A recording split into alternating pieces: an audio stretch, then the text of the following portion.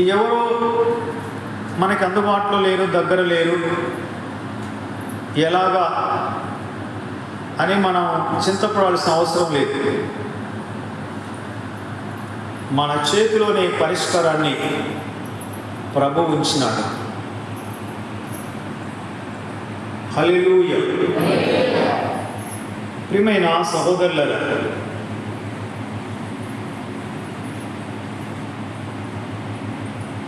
ఇక్కడ light of చేసినారు, అక్కడ లైట్ ఆఫ్ చేసినారు. లైట్ వేయండి మా, అక్కడ లైట్ వేయండి, అక్కడ గుచ్చే దగ్గర. ప్రియమైన సహోదరులారా,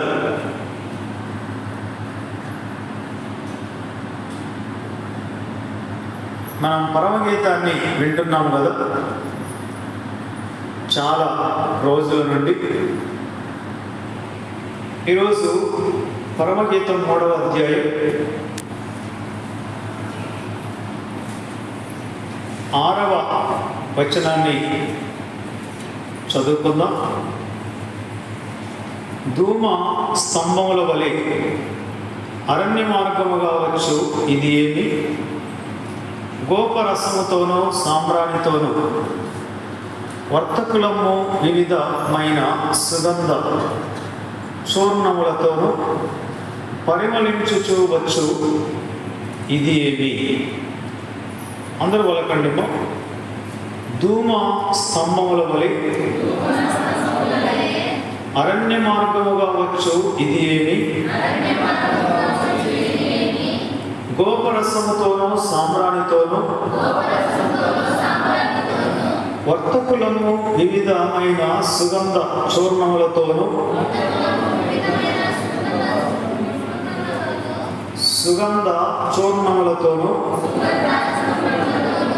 పరిమళించుచూ వచ్చు ఇది ఏమి? పరమగీతము 3వ అధ్యాయము 6వ వచనాన్ని మనము పలికినాం. వివరంగా ఇందులో ఉన్న పదాలని మనం గమనిస్తే ధూమ స్తంభము వలె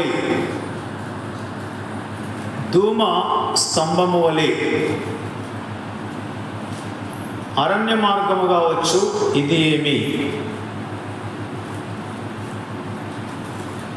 అరణ్యము గుండా ఒక ధూమ స్తంభము లాగా సుగంధాల పరిమళంతో ఒక రాజ ఊరేగింపు వస్తుంది. ఊరేగింపుగా సంఘం అనేది ఈ లోకారణ్యంలో, ఈ లోకం అనేది ఒక అరణ్యం. ఈ లోకారణ్యంలో సంఘము ఆ రోజు మోసే కాలంలో అరణ్యమందు ఉన్న సంఘము అని రాసినాడు. వాళ్ళకి పగలు మేఘస్తంభములాగా, రాత్రి అగ్నిస్తంభం వలె ప్రభు వారిని ఆవరించినాడు. అరణ్యమందు ఉన్న సంఘం. అపొస్తల కార్యములు 6వ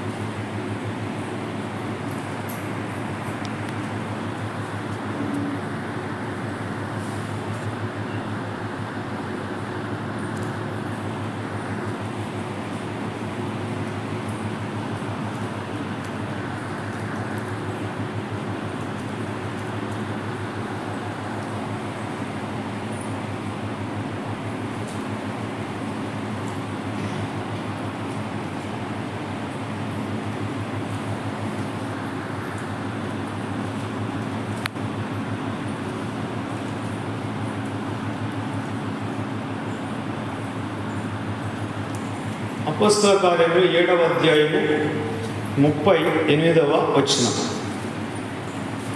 ఎవరైనా ఒకరు చదవండి.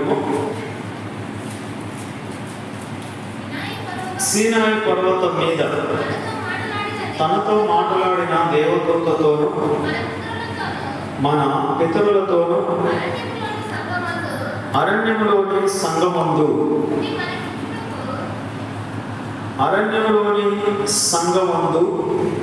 ఉండి మనకిచ్చుటకు జీవవాక్యములను తీసుకుని వాడితడే. స్టెఫను మాట్లాడుతూ అన్నాడు,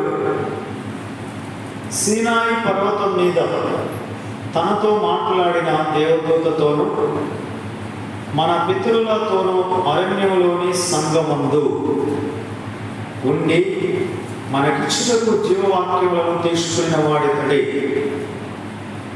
మోసే అరణ్యములోని సంఘం,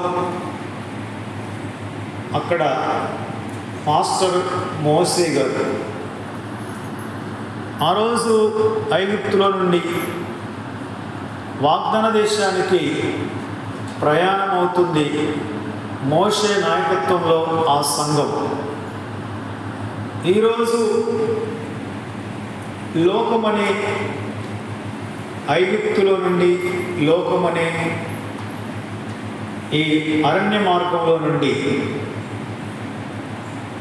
ఐగుప్తు అంటే పాపమును విడిచి బానిస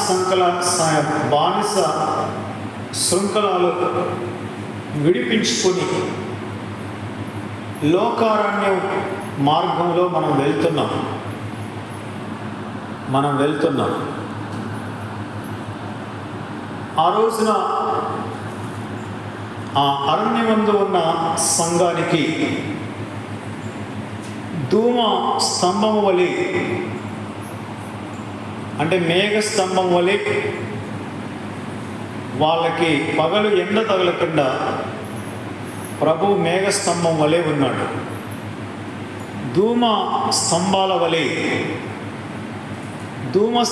వలె అంటే ఎడారిలో పైకి లేచే ఒక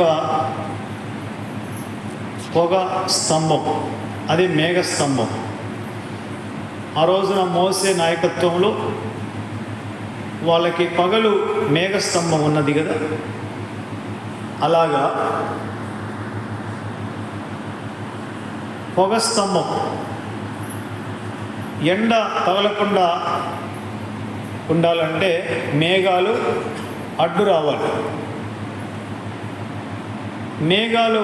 మేఘాలు తిరుగుతుంటే ఆకాశంలో నీడ వస్తుంది.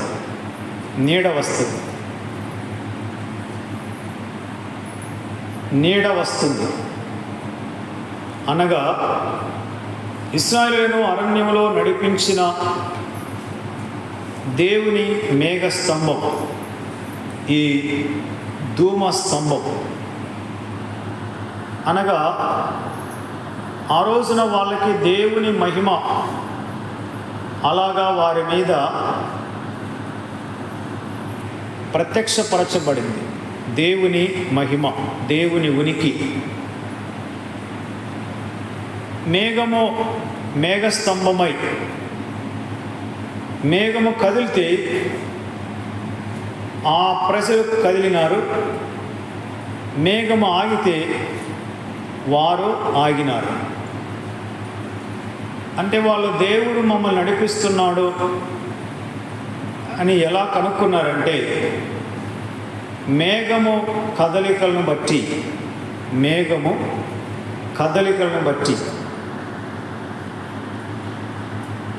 ఆ మేఘస్తంభము దేవుని ఉనికి, దేవుని మహిమ. ధూమ స్తంభము అలాగే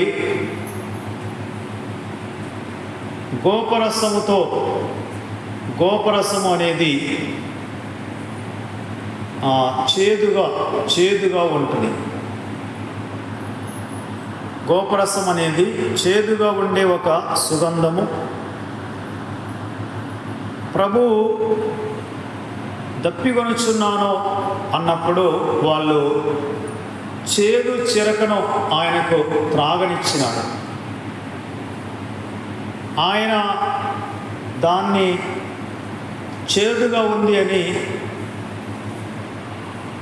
కింద వదిలేసినాడు, ఉమ్మివేసినాడు. తూ అని వాళ్ళు ఇచ్చిన ఆ చేదు నీళ్ళు తాగలేదు ఆయన. గోపరసం అనేది చేదుగా ఉంటుంది. చేదుగా అంటే చేదు అనేది బాధకి, త్యాగానికి సూచన. యేసు ప్రభు సిలువలో ఆ చేదు రసానికి వాళ్ళు ఈ గోపరసాన్ని వాడారంట. స్పాంజు గోపరసంలో ముంచి, అంటే దాన్ని చేదు చిరక, ఆయనకు చేదు చిరకను త్రాగనిచ్చిరి. ఆ గోపరసంలో ముంచి దాన్ని స్పాంజిని ఆయన నోటి కడగట్టి, అది చేదు, భయంకరమైన చేదు. అందుకే గోపరసం అనేది యేసు ప్రభు శిలువ శ్రమలకి గుర్తుగా ఉంది. శిలువ శ్రమలకి గుర్తుగా మనము ప్రభు బల్లలో చేయి వేసేటప్పుడు చేదు ఆకుకూరలతో ఆ మాంసమును, శరీరాన్ని, ఆ పస్కా గొర్రెపిల్ల మాంసాన్ని తినాలి. ఇక్కడ చూడండి, నిర్గమకాండము 12వ అధ్యాయము, నిర్గమకాండము 12వ అధ్యాయము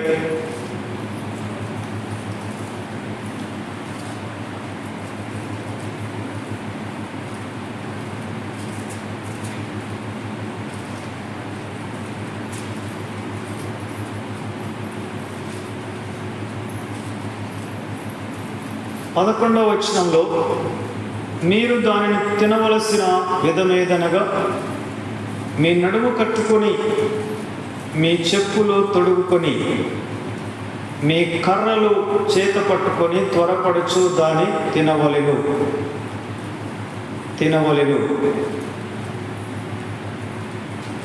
అలాగే మరొక చోట చేదు ఆకుకూరలతో తినవలెను అని మనము చూడగలం. చేదు ఆకుకూరలతో ఎక్కడ అంటే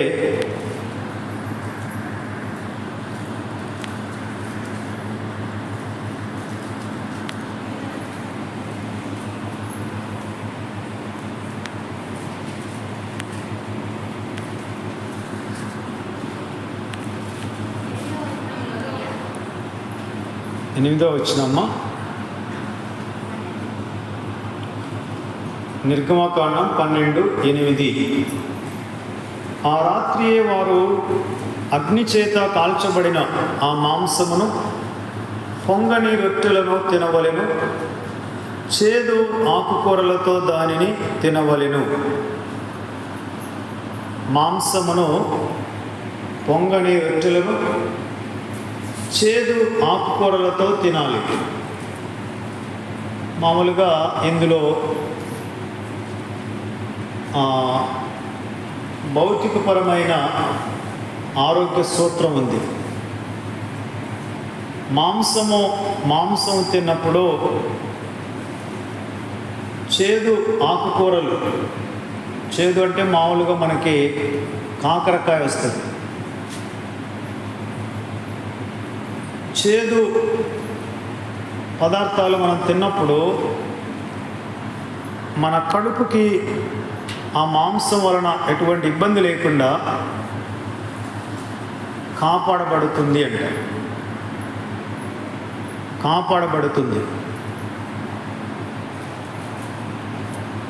దానిలో ఉడికి ఉడకనదైనను నీళ్లతో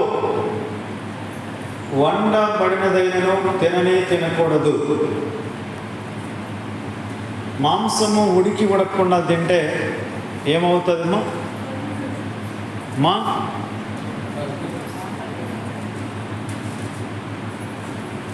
బియ్యమే నానువాల బియ్యం తింటే కడుపు కుట్టు తీసుకుంటుంది. ఇంకా మామూలుగా చికెను జీర్ణం కావాలంటే 12 గంటలు పడుతుందంట. మాంసం జీర్ణం కావాలంటే 1 రోజు పడుతుంది. అలాంటిది సరిగా ఉడకపోతే ఇంకా పరిస్థితి ఘోరంగా ఉంటుంది. అందుకే వాక్యంలో అన్నాడు, ఉడికి ఉడకనిది తినకూడదు. చాలా అందుకే ఉడికిందా అంటుంటారు. అనర్మా ఈ మాంసం అంటే పానాలు కూడా లేచి వస్తాయి. ఏం చేసినావంటే దంచిన కారం అంటూ ఏం చేసినామంటే నాటుకోడి అంటే అబ్బా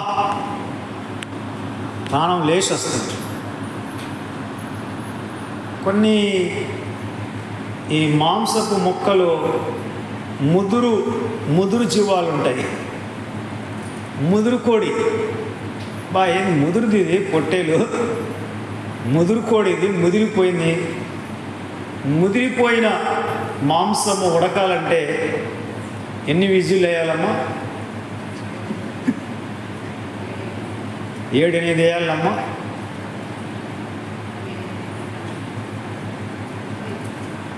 అది సరిపోవా?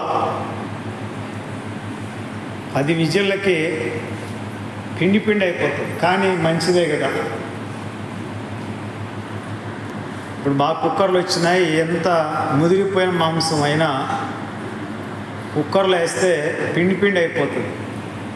విజిల్ పెరిగే కొద్దీ లోపల మెత్తబడిపోతుంది మాంసం. వాక్యంలో కూడా ఉడకనిది తినకూడదు. పొద్దొస్తాం గంట తీసుకునేది మొక్క ఉడికిందా అని పొద్దొస్తుందని టెస్ట్ చేస్తుంటాం.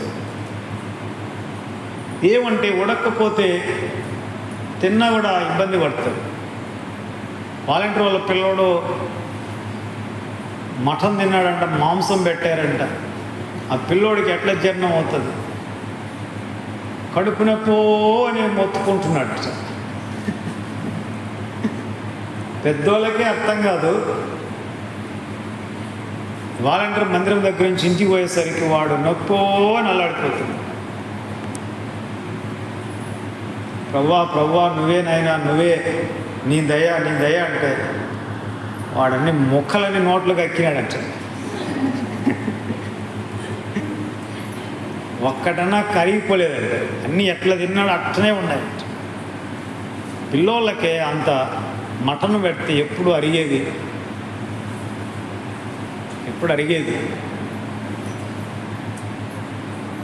ప్రియమైన సహోదరులారా, అందుకే వాక్యంలో ఉడకనిది తినకూడదు. అలాగే నీళ్లతో వండబడిన దానిని నీళ్లతో వండబడినదైనను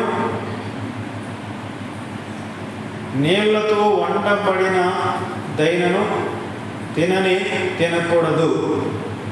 ఇది మనకు తెలియదు. ప్రియమైన సహోదరులారా, మామూలుగా మాంసము నీళ్ళతో ఉడకాలి కదా. కొంతమంది నీళ్ళు లేకుండా బాగా అట్లా చేస్తుంటారు. కానీ అది కొంత ఆరోగ్యానికి ఇబ్బందికరంగా ఉంటుంది. మాంసం నీళ్ళల్లో బాగా ఉడకాలి.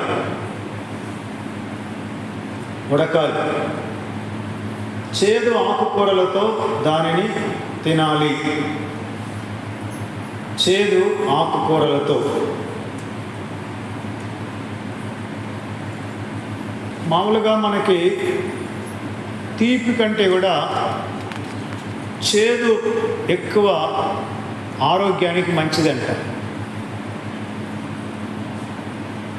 తీపి కంటే కూడా చేదు మన కడుపునకి మంచి ఆరోగ్యాన్ని ఇస్తుంది. తీపు తక్కువ తినండి.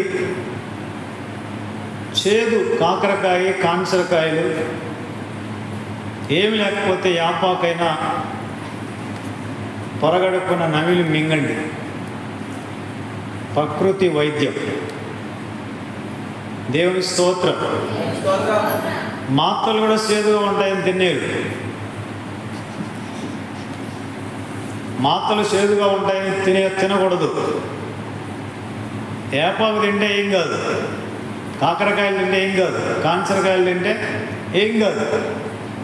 అతి తెలివితో మాత్రలు కూడా చేదుగా ఉంటాయి కదా అని ఒక 10 వేసుకున్నాం అనుకోండి, పరిస్థితి తారుమారైతుంది.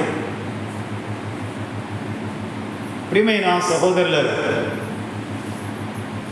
మొత్తానికి ఈ గోపురసం అనేది చేదుగా ఉంటుంది. చేదుగా మనం బల్లాలో చేవేసేటప్పుడు చేదు ఆకుకూరలతో తినాలి అన్నాడు. అంటే మనం చేసిన పాపాల విషయంలో పశ్చాత్తాపపడడం అనేది తీయగా ఉంటుందా, చేదుగా ఉంటుందమ్మా? ఎవరైనా తప్పు చేసినా ఒప్పుకో అంటే ఆ మనిషి ఆనందంగా ఒప్పుకుంటాడమ్మా. ముఖమాట పెట్టుకొని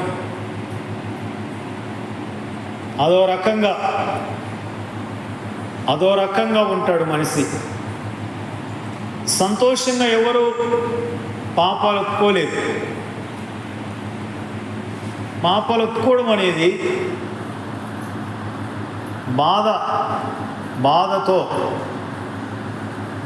బాధతో పశ్చాత్తాపంతో చేసేది.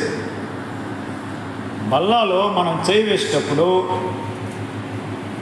ఆ వారంలో మనం ఏమైనా పొరపాట్లు చేసుంటే వాటి విషయమై బాధపడచ్చు, పశ్చాత్తాపపడచ్చు. ఆ బల్లలో చేయి వేయాలి. అది మనకెంతో ఆరోగ్యం, ఆత్మ సంబంధంగా ఆరోగ్యం, మన శరీరానికి ఆరోగ్యం. ఆమేన్. కనుక ప్రియమైన సహోదరులరా, ధూమ స్తంభాలు అంటే దేవుని మహిమ, దేవుడు ఇక్కడ ఉన్నాడు, నడిపిస్తున్నాడు అనే దానికి సాదృశ్యముగా ఉన్నది. నీడ, ఎండకు మేఘస్తంభము నీడ. ఈ లోకం అనే అరణ్యమందు సంఘంలో మనము మేఘస్తంభం కింద ఉన్నాము. దేవుని మహిమ, దేవుని ప్రత్యక్షత మనలను నడిపించినట్లుగా మనము ఆ మహిమను కలిగి ఉండాలి. ఆమేన్. గోపరసముతో అంటే చేదుగా ఉండే సుగంధం. ఇది యేసు ప్రభు శిలువ శ్రమలకి గుర్తుగా ఉన్నది. మూడవదిగా సాంబ్రాణి అంటే అందరికీ తెలుసు. సాంబ్రాణి పొగ గమగమ అంటదా లేక కంపు వాసన వస్తుందమ్మా? సాంబ్రాణి పొగ గమగమ అంటదా కంపు వాసన వస్తుందమ్మా? నువ్వేమ్మా సాంబ్రాణి వేయలేదమ్మా? ఎవరికి వేయలేదమ్మా? సాంబ్రాణి పిల్లలకి స్నానం చేయించి సాంబ్రాణి పొగ పెడతారు. అదేమి విగ్రహారాధన కాదు. సాంబ్రాణి పొగ ఎందుకంటే ఆ జలుబు చేయకుండా ఆ పిల్లోడు ఫ్రెష్గా ఉండటానికి. దేవుని స్తోత్రం. మీకు జలుబు చేస్తే మీరు కూడా పొగ పెట్టుకోండి. కొంతమంది ఏం చేస్తారంటే పల్లెటూళ్ళల్లో ఆవాలు పొగ పెట్టుకుంటారు. కొంతమంది తెల్లవాయి పొట్టు ఉంటుంది కదా, ఆ పొట్టు పొగ పెట్టుకుంటారు. ఇప్పుడు ఫ్యాషన్గా వేడి నీళ్ళల్లో విక్స్ వేసి ఆ కాలే ఆ కుండ దగ్గర తలగప్పుకొని ముఖం అడ్డం పెట్టుకుంటారు. ఎందుకంటే ఆ వేడి ఆవిరి ఆ విక్స్ రూపంలో వాళ్ళ ముఖానికి తగులుతుంది. దేవుని స్తోత్రం. సాంబ్రాణి అనేది మామూలుగా ఆర్సిఎం చర్చిలకు వెళ్ళారమ్మా మీరు? ఎవరైనా ఆర్సిఎం మందిరాలకు వెళ్ళారా? ఇప్పుడు కూడా వాళ్ళు ధూపం వేస్తారు. సుప్రియమ్మ ఏమో ముఖం ఎర్రగా అయిపోయింది, పోయి మొహం కడుక్కోమ్మా. హల్లెలూయా. ప్రియమైన సహోదరులారా, ఇప్పుడు కూడా ఆర్సిఎం చర్చిలోకి వెళ్తే ఒక అతను ఇట్లా పట్టుకొని ధూపం వేస్తుంటాడు. మందిరం అంతా ధూపం వస్తుంటుంది. సాంబ్రాణి. కానీ ఆత్మ సంబంధంగా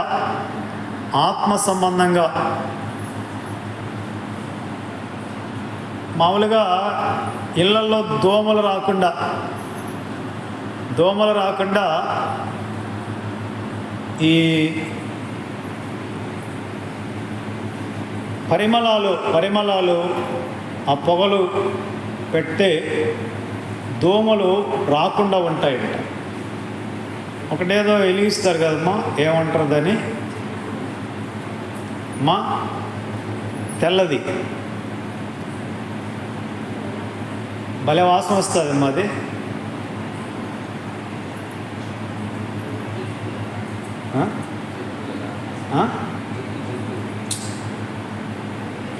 తెల్లది కర్పూరం ఎలా మంచి వాసన వస్తుంది కదమ్మా. కర్పూరం వెలిగించడం వల్ల కుటుంబంలో దోమలు పోతాయంట. దాని వాసన కూడా భలే ఉంటుంది. బాత్రూంలో కానీ ఎక్కడైనా లెట్రిన్ దగ్గర కానీ పెట్టుకుంటే ఆ గబ్బంతా పోతుంది. బాత్రూంలో లేకపోతే గమగమ అంటుంటుంది బాత్రూమ్ అంతా. ఎందుకంటే నేను మా ఇంట్లో అక్కడ ఇక్కడ దాన్ని తెచ్చి అదే పనిగా అక్కడ పెట్టింటాను. మామూలుగా అక్కడికి పోతే ఒక మంచి వాసన వస్తుంది. దేవుని స్తోత్రం. మనం దాన్ని విగ్రహారాధన వాడలేదు, మనం దానికి మంచి ఉద్దేశంతో వాడుతున్నాం. జట్టు పిల్లలు పెట్టారనుకోండి,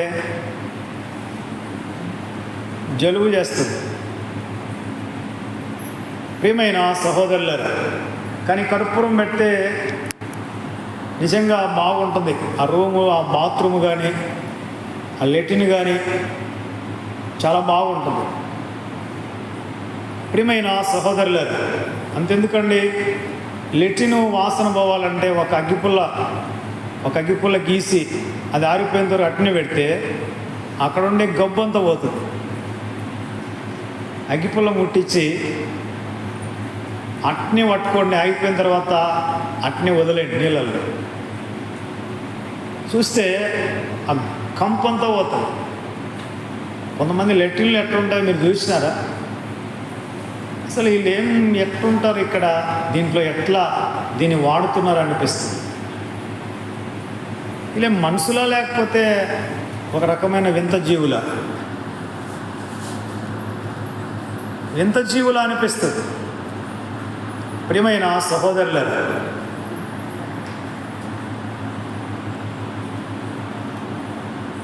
శుభ్రంగా ఉండాలి కదా. కొంతమంది బాత్రూమ్ పోతారు, నీళ్ళల్లో కూడా పిసినారే. నీ పిసినారే తన తెలుగు గంగలో వేయ. అక్కడికి పోయిన వాళ్ళకి భయంకరమైన నీ మీద కోపం వస్తుంది. ఎవడు పోయినాడో అంత గబ్బు వచ్చినాడు. ఏం కొనకస్తున్నారా నీళ్ళు? అది కూడా పిసినారితనమేనా?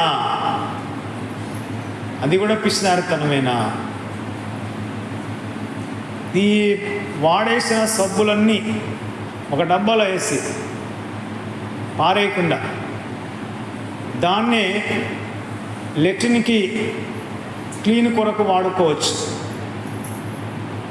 స్వామి వాక్యం చెప్పు స్వామి, ఏందో అయినా చెప్తాడు అని అంటారా? ఇది కూడా అవసరమే కదమ్మా, ఇవి కూడా అవసరమే కదా. ప్రియమైన సహోదరులారా, ఇవి కూడా అవసరమే. ఒకసారి నేను జయన్న వాళ్ళ బాత్రూంలోకి వెళ్ళాను. భయంతో వెళ్ళాను, మహానుభావులు ఎట్లా పెట్టినారని. కానీ నేను అక్కడ చూసి చాలా సంతోషం అనిపించింది. అబ్బాయి వీళ్ళు సూపర్గా పెట్టారు, బాత్రూమ్ భలే పెట్టారు అనుకున్నాను. దేవుని స్తోత్రం. ప్రియమైన సహోదరులారా, శుభ్రంగా ఉండాలి కదా, శుభ్రంగా ఉండాలి. సాంబ్రాణిని దేవాలయంలో ధూపం కోసం వాడతారు. అంటే ఆత్మీయంగా ధూపం అంటే ఏంటంటే ప్రార్థన. అలాగే ఆత్మీయంగా ఆరాధన, స్తుతి ధూపం. ప్రార్థన, స్తుతి ధూపం. మనం స్తుతించడం, మనం ప్రార్థించడం అనేది ఆత్మ సంబంధమైన ధూపం, సాంబ్రాణి. ఇప్పుడు మనం మందిరంలో అందరికీ సాంబ్రాణి పొగ పెట్టాల్సిన అవసరం లేదు.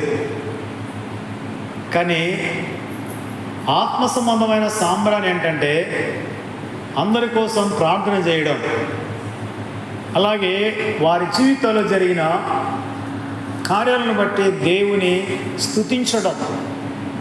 ఇది ఆత్మ సంబంధమైన సాంబ్రాణి, ధూపం వేయడం. ఆమేన్, ఆమేన్.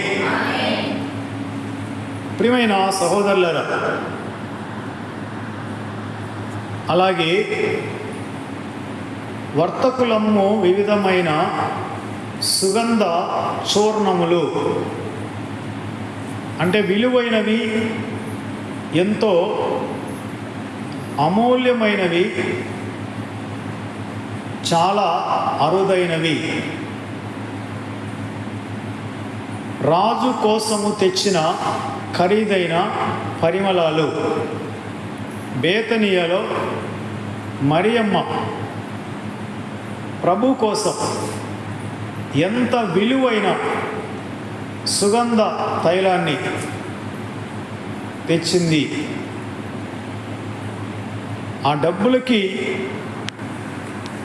శిష్యులే ఆశ్చర్యపడిపోయినారు. అబ్బా, ఇంత డబ్బులు పెట్టి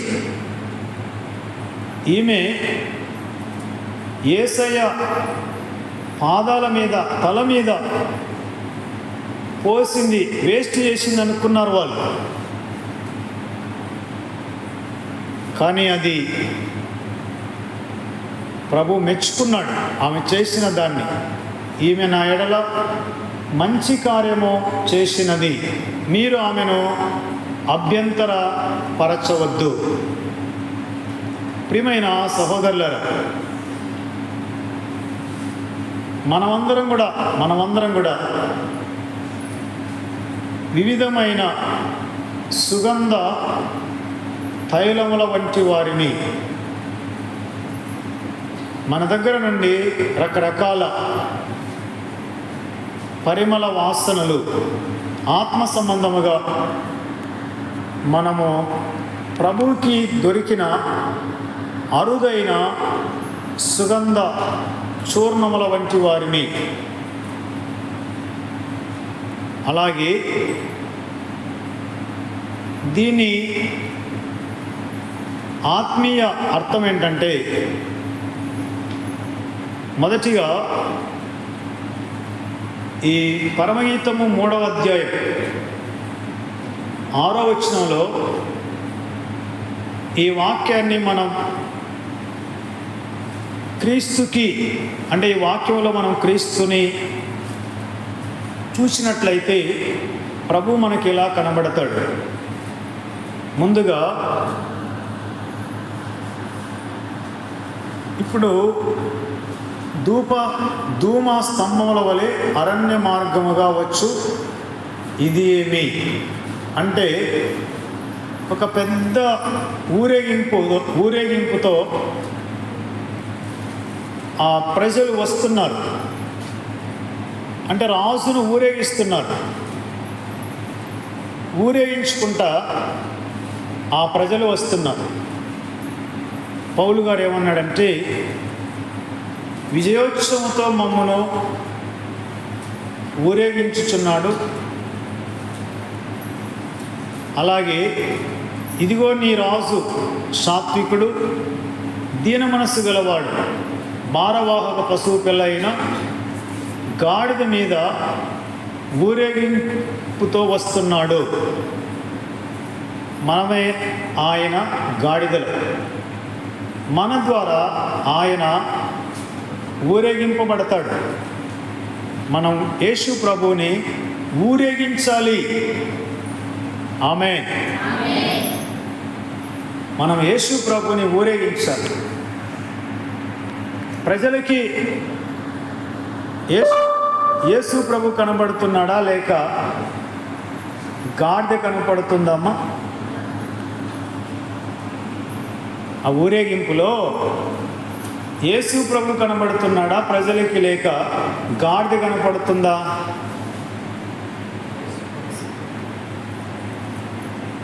గాడిద మీద వస్త్రాలు వేసినారు,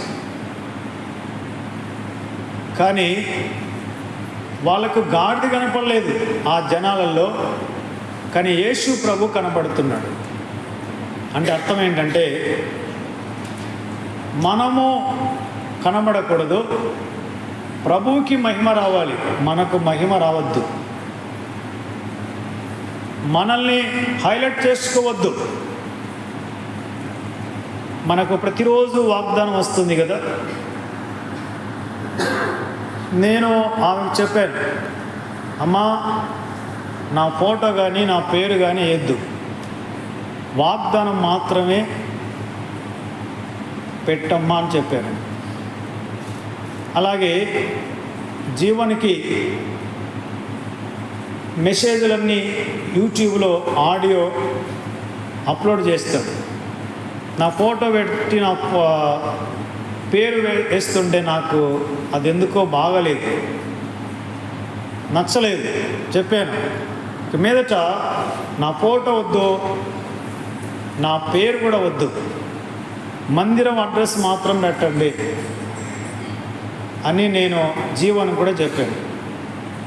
జీవన్ ఏకంగా మందిరం అడ్రస్ కూడా లేకుండా మెసేజ్ ఒకటే పెడుతున్నాడు.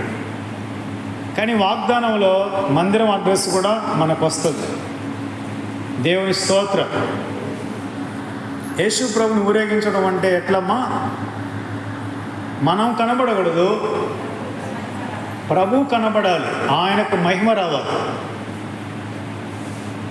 అయితే ఇందులో ఒకటి ఏంటంటే, ఆ ప్రజలు దారి వెంబడి బట్టలు పరిచినారు. ఆ బట్టల మీద నడిచేది ఎవరు? ప్రభువా గాడిదనా? చూసారా? అంటే మనం ప్రభువుని ఊరేగిస్తే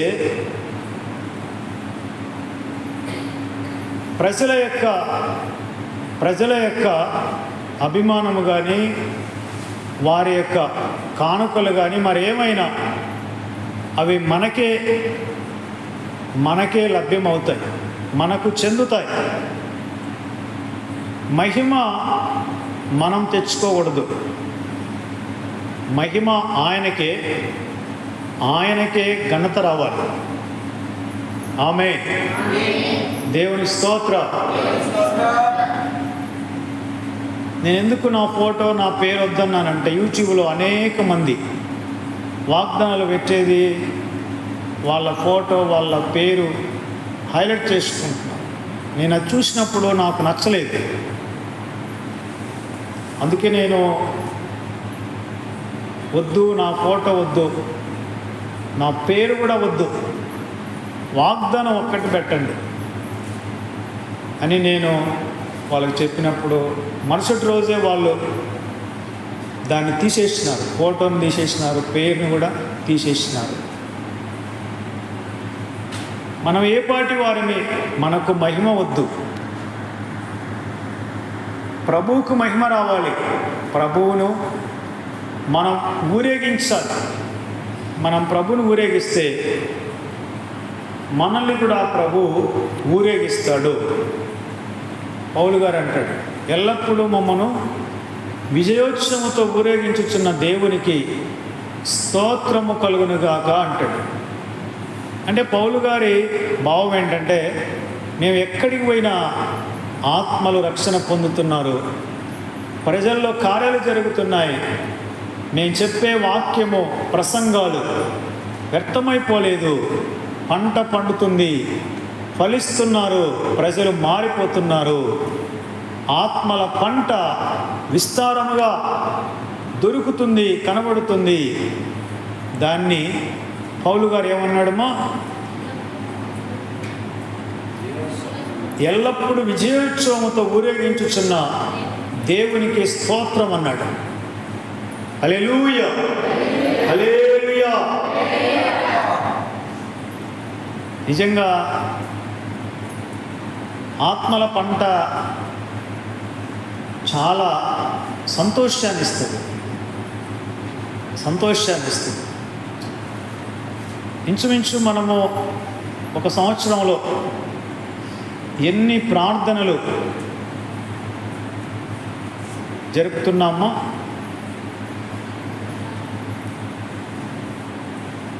ఎన్ని ప్రార్థనలు జరుపుతున్నామంటే ఇంచుమించు 800 పైన. ఇప్పుడు సంవత్సరానికి ఎన్ని రోజులము? 365 రోజులు. అయ్యమ్మో రోజుకి ఎన్నిసార్లు ఉంటుందమ్మో? అంటే 365 ఎంత అవుతుంది? 730.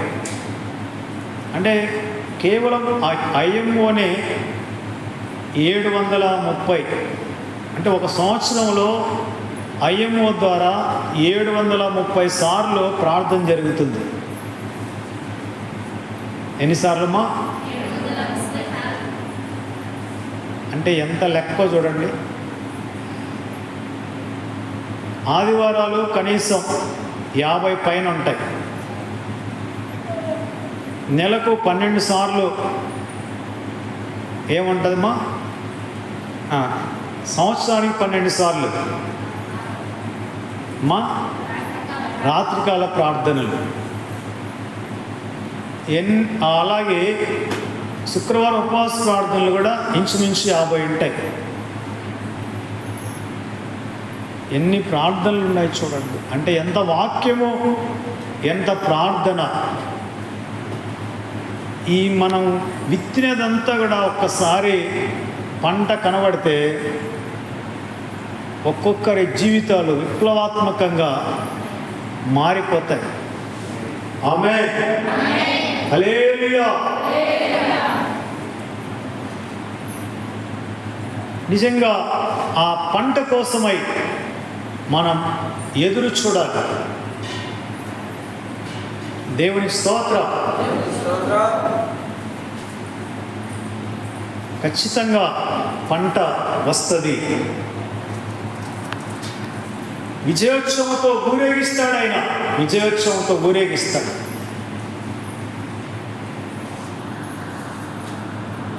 సమృద్ధిగా విత్తేవాడు సమృద్ధిగా పంట కోస్తాడు. కన్నీళ్లతో విత్తేవాడు సంతోష గానముతో పంట కోస్తాడు. విత్తనమే విత్తకపోతే పంట ఎక్కడ వస్తుంది? ప్రభు మనకి ఎంత అవకాశం ఇచ్చాడో చూడమ్మా, మనకి ఎంత అవకాశం ఇచ్చాడో చూడు. ఒక్క సంవత్సరంలో ఇంచుమించు 800 ప్రార్థనలు ఈ పరిచర్య ద్వారా జరుగుతున్నాయంటే ఎంత ఆశ్చర్యము. ఆమేన్, ఆమేన్, హల్లెలూయా.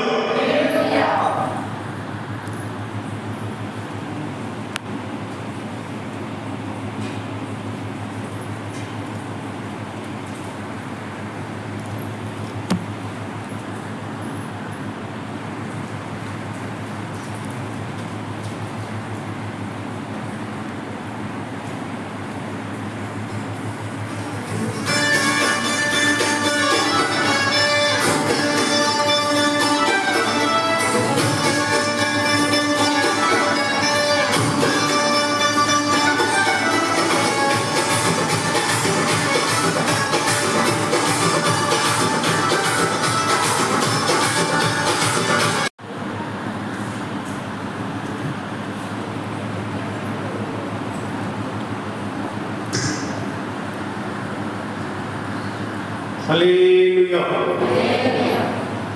ప్రియమైన సహోదరులారా,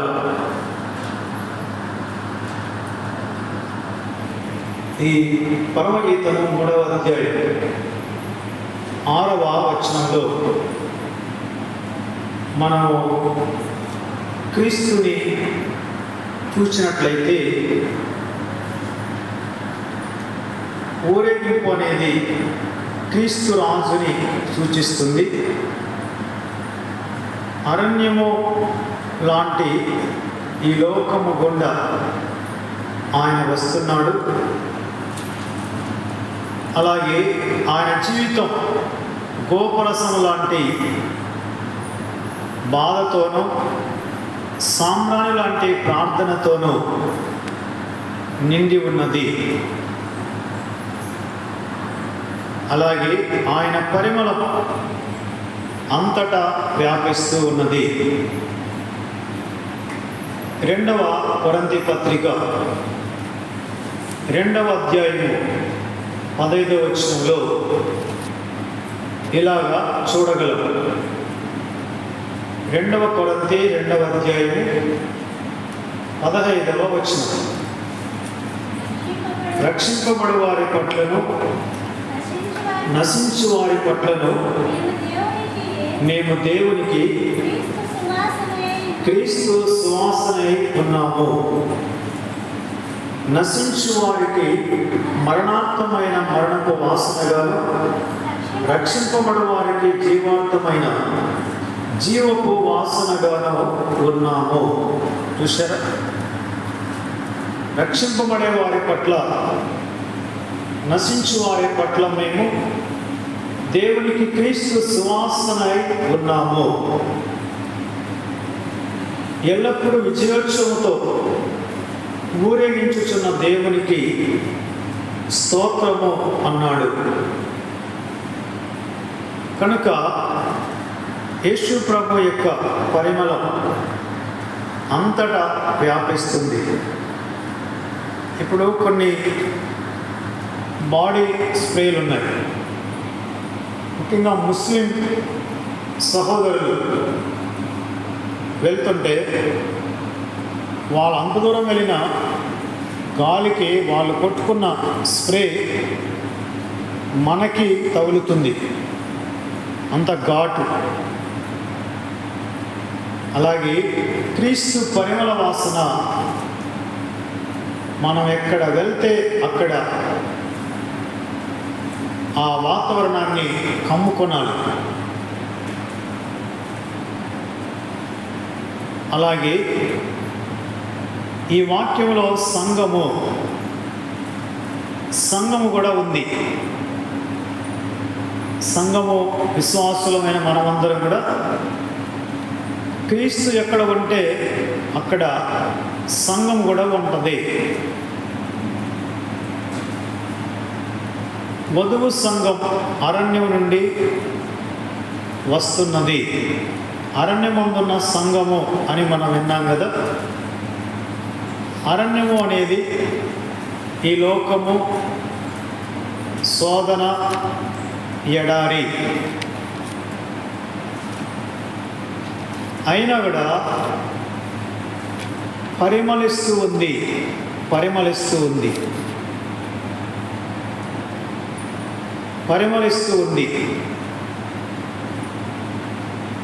మన జీవితం పరిమళంగా ఉండాలి. చేదు అనగా గోపరసం ఉన్న, సాంబ్రాణి సువాసన ఉన్న, అన్నీ కలిపి క్రీస్తు పరిమళం రావాలి. అంటే మన కష్టాల్లో ఉన్న, బాధల్లో ఉన్న, సంతోషంలో ఉన్న, మేలులో ఉన్న ప్రభువుకి మహిమ రావాలి. ప్రభు యొక్క పరిమళం విరాజిల్లాలి సంఘము ద్వారా. ఆమేన్. ఎలా క్రీస్తు పరిమళం విరాజిల్లుతుంది సంఘము ద్వారా అంటే, క్రీస్తులో ఉండడం వలన మన జీవితంలో ప్రార్థన, త్యాగము వలన దేవుని మహిమ కనబడుతుంది. విశ్వాసులమైన మనమందరం చేదు అనుభవాల్లో ఉన్న, మేలు అనుభవాల్లో ఉన్న ప్రభు యొక్క పరిమళ వాసన మన ద్వారా రావాలి. అంటే గోపరసము, సాంబ్రాణి అంటే శ్రమలలో ఉన్నప్పుడు ప్రార్థన కనిపెట్టడం, సమస్యలను సాక్ష్యాలుగా మార్చుకోవడం అనేది సంఘం ద్వారా ప్రభువుకి మహిమ వస్తుంది. ఆమేన్.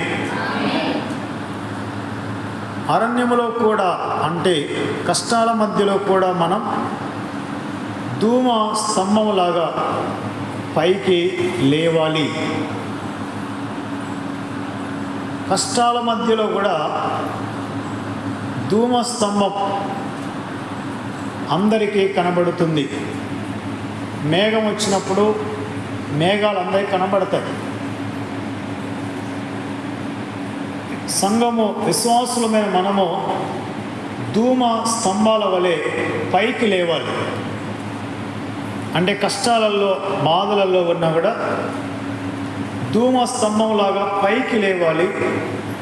చూసేవాళ్ళు, జనాలు ఏమనుకోవాలంటే ఇది ఏమి అని అడగాలి. ఇదేమి, ఇక్కడ అదే కదా, పరిమళించుచు వచ్చు ఇది ఏమి. చూసిన వాళ్ళు ఏమనుకోవాలంటే, అబ్బా ఈయన అంత కష్టంలో ఉన్నా కూడా ఎంత నెమ్మదిగా ఉన్నాడో చూడు, ఏమది, ఎలా అలా ఉండగలుగుతున్నాడు, ఏమది. మన్నా అంటే అర్థం ఏమనిమ్మా? మన్నా అని ఎందుకు పేరు పెట్టారు వాళ్ళు? మన్నా అంటే అర్థం ఏమనిమ్మా? మన్నా అంటే అర్థం ఏంటంటే ఇదేమి. ఆకాశం నుండి ఆ మంచులో నూగు లాగా అవి పడితే వాళ్ళకు అర్థం కాక దానికి ఏం పేరు పెట్టాలో ఇదేమి అన్నారు. అంటే దాన్ని హెబ్రీ భాషలో మన్నా, ఇదేమి. మీరు చూసినారా? మన్నా అంటే అర్థము ఇదేమి అని. చూడండి అమ్మా, నిర్గమకాండం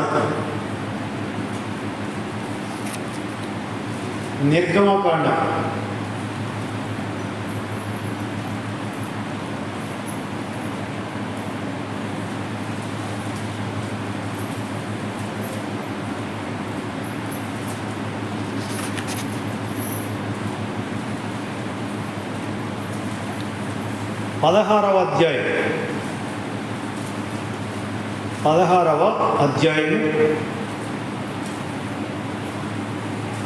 15వ వచనం చదవండి అమ్మా.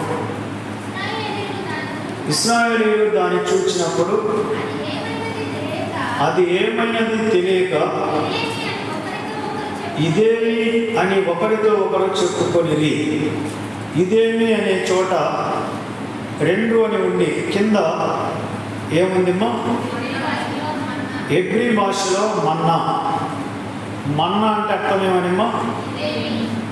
ఇదేమి. మన మన్నా ఎవరు? యేసు ప్రభువే. పరలోకం నుండి దిగి వచ్చిన జీవాహారము మన్నా నేనే అన్నాడు.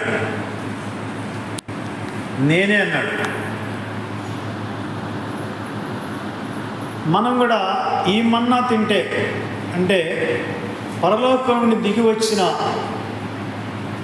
ఈ మన్నాను తింటే మన జీవితాలు ఎట్లుంటాయమ్మా? చూసే వాళ్ళకి ఇదేమి అబ్బా ఏం అర్థం కాలేదే. ఆ రోజున అపోస్తలులు ధైర్యంగా యేసు ప్రభు ప్రభుత్వాన్ని యెరూషలేము పురవీధుల్లో ప్రకటించిన అప్పుడు వాళ్ళని చూసినప్పుడు ఆ శాస్త్రులకి, పరిచయులకి, ప్రధాన యాజకులకి అర్థం కాలేదు. అబ్బా వీళ్ళకింత ధైర్యం ఎలా వచ్చింది? ఈయన అర్థం కాలేదే, ఏందబ్బా ఇది? అప్పుడు ఎవరో చెప్పారు, వాళ్ళు యేసుతో కూడా ఉండినవారు. చప్పట్లు కొట్టండి. Praise lord. దేవుని స్తోత్ర. అంటే ఇంత పిరికి వాళ్ళు ఇప్పుడు చూస్తే వీధుల్లో నిలబడి యేసు ప్రభువు లేచినాడని ప్రకటిస్తున్నారు. ఇంత ధైర్యం ఎక్కడొచ్చింది వీళ్ళకు? ఏందో అర్థం కాలేదే. ఏందబ్బా ఇది? What is this? ఈ లోకంలో ప్రభు నమ్ముకున్న వాళ్ళ జీవితాలు అన్ని జనులకి ఇదేమి అబ్బా అనుకుంటారు. ఏంది మాకు అర్థం కాలేదు, మీ గురించి మాకేం అర్థం కాలేదు. ఏందో మీ ఎట్ట బతుకుతూ ఉండదో ఏందో. మరి మేము పొద్దున చీకట్లో పోతాం, 4కు మళ్ళీ చీకటి పడిన తర్వాత ఇంటికి వస్తాం. అయినా కూడా మా బతుకులు అతుకులు గతుకులే. కానీ మీరు ఎప్పుడు చూసినా ఖాళీగా ఉన్నట్టే ఉంటారు, ఎప్పుడు చూసినా నీట్గా ఉంటారు. కానీ మీరే మాకంటే బాగా బతుకుతున్నారు. ఇదేందబ్బా అర్థం కాలేదంటారు. హల్లెలూయా. ఒకసారి మేము ఒక చోటికి ఆటో వేసుకొని సువార్త పోయేస్తుంటే సత్రంలో 11 గంటలప్పుడు ఒక ఆయన దుబ్బట ఆయన మిక్సర్ బండి పెట్టుకొని ఆ సెంటర్లో ఉండేవాడు. లేడు, ఆయన చనిపోయినాడు. ఆయన దగ్గర మిక్చర్ కోసమని ఆపాం. అప్పుడు ఆయన అన్నాడు, నీకు డబ్బులు ఎలా వస్తున్నాయి అన్నాడు. నాకు అర్థం కాలేదన్నాడు. నాతో ఉండే వ్యక్తి అన్నాడు, నీకే కాదు మాకు కూడా అర్థమైతే కాదు నీకు చెప్పడానికి అన్నాడు. మాకు అర్థమైతే కదా ఏ రకంగా వస్తాయి అనేది మాకు అర్థమైతే కాదు నీకు చెప్పడానికి అన్నాడు. విశ్వాసుల జీవితాలు ఎలా ఉంటాయమ్మా? ఇదేందబ్బా, వాట్ ఈస్ దిస్, ఏందో ఆ ధైర్యం ఏందో మరి ఏందో అర్థం కాలేదంటారు. మనిషి ఏమో చూస్తే గాలికి కొట్టుకొని పోయే మాదిరి ఉంటారు, కానీ ఆ పట్టుదల, ఆ నిలకడ, ఆ నిమ్మలం చూస్తే బా ఇదేందో, వాట్ ఈస్ దిస్. హల్లెలూయా.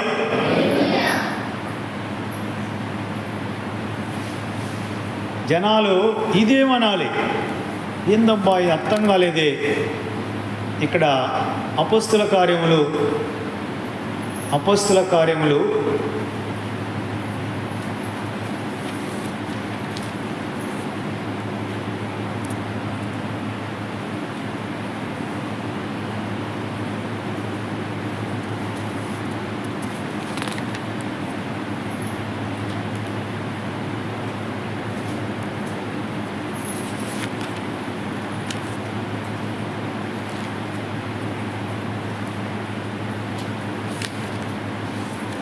4వ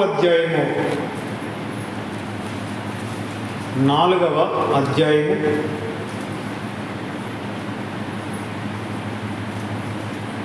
13వ వచనం చూడండి. వారు పేతురు యోహానుల ధైర్యమును చూచినప్పుడు వారు విద్య లేని పామరులని గ్రహించి ఆశ్చర్యపడి వారు యేసుతో కూడా ఉండిన వారని గుర్తెరిగిరి. ఇది వీళ్ళకి విద్య లేని పామరులు వీళ్ళు అంటే చేపలు పట్టుకునే వాళ్ళు, సామాన్యమైన వాళ్ళు. మేము పుట్టుకతోనే ఉగ్గుపాలతో ధర్మశాస్త్ర పండితులము, మా అబ్బ, మా తాత, మా ముత్తాత, నేను 4వ తరం, మావాడు 5వ తరం, మేము పెద్ద పండితులం శాస్త్రాలలో. కానీ వీళ్ళకి ఏ శాస్త్రము తెలియదు, ఏ లేఖనాలు, ఏ బైబిల్ కాలేజీకి వెళ్ళలేదు, కానీ ఇంత ధైర్యంగా ప్రకటిస్తున్నారు. ఏందబ్బా ఇది, what is this, what is this. ఆ ధైర్యం వాళ్ళకి ఎలా వచ్చిందంటమ్మా? ఎలా వచ్చింది వారు యేసుతో కూడా ఉన్నవారు. అందరూ వలకండిమ్మా, ముమ్మారు వలకండి.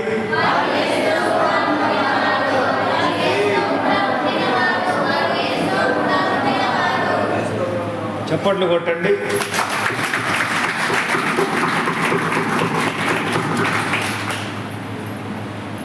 మనకు ధైర్యంగా ఈ లోకంలో బ్రతకాలంటే ఏం చేయాలంటమ్మా? భయపడకుండా ఉండాలా?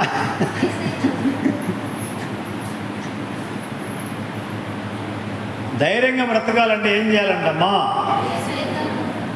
మంగమ్మ, యేసు ప్రభువుతో కూడా ఉండాలి. ప్రభు యందలి భయభక్తులు కలిగి ఉండటం వలన ఏం కలుగుతుందంటమ్మా? బహుధైర్యము పుట్టించును. అందరూ వలకండి. దేవుని యందలి భయభక్తులు కలిగి ఉండటం వలన బహుధైర్యము పుట్టించును. భయభక్తులు మనకి ఏం పుట్టిస్తాయేమో? కలవరాన్న, చింతన. అమ్మా, ఇక్కడ ఎవరున్నారు? లాలమ్మ, భయభక్తులు మనకేం పుట్టిస్తాయి మా బహు ధైర్యాన్ని. ఏందో ఆ ధైర్యం ఏందో మరేం అర్థం కాలేదు బా. నీకేం అర్థం కాదు, నీకు భయం ఉంటే కాదు, భక్తి ఉంటే కాదు. అసలు యేసు ప్రభు సంగతి నీకు తెలిస్తే కదా. ఏందయ్యా ఇన్ని సమస్యలు పెట్టుకున్నావు, ఎట్లా నిద్రపోతాండవు, ఏందో నువ్వు ఎట్లా నిద్రపోతాండవు, మాకేం అర్థం కాలేదంట. హల్లెలూయా.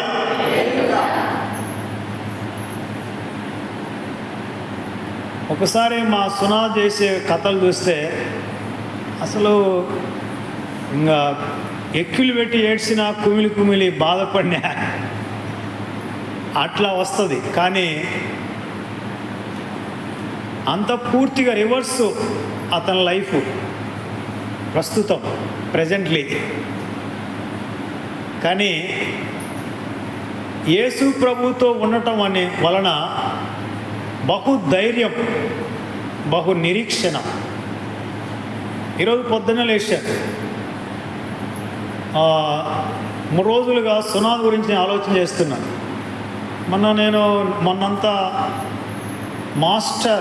ప్లీజ్ మాస్టర్ విజిట్ సునాద్ అని కొన్ని పేజీలు రాశాను.